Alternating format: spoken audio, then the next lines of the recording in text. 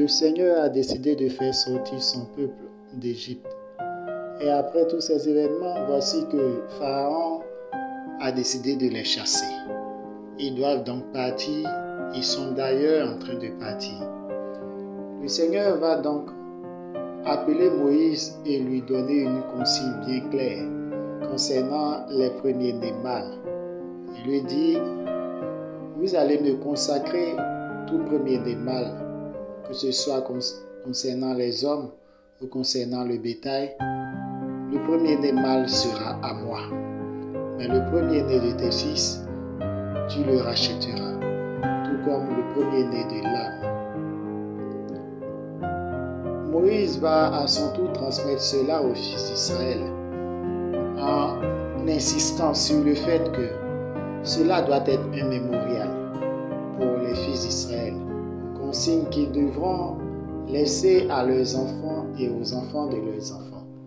D'abord concernant la Pâque du Seigneur, comment cette Pâque doit être célébrée, pendant combien de temps elle doit être célébrée, la fête des pains sans levain, comment cette fête doit être célébrée, consommation du pain pendant une semaine, 7 jours, du pain sans levain. Et au 7e jour, il y a une assemblée sainte.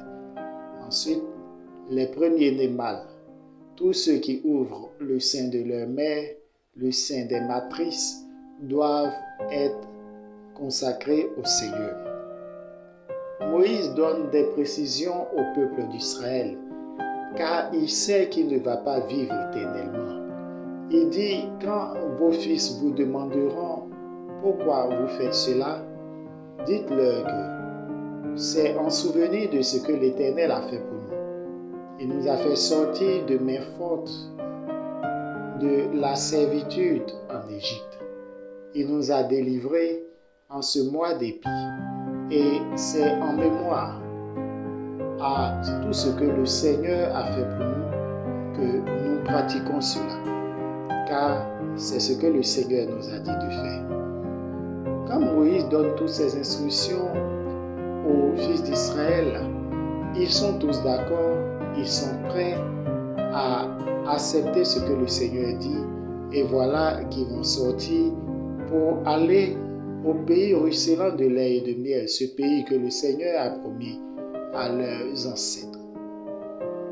En route alors, voici que le Seigneur ne les laisse pas seuls. Le Seigneur les conduit. Le Seigneur est avec eux. Mais il ne les fait pas passer par la voie la plus courte, c'est-à-dire par la route des Philistins.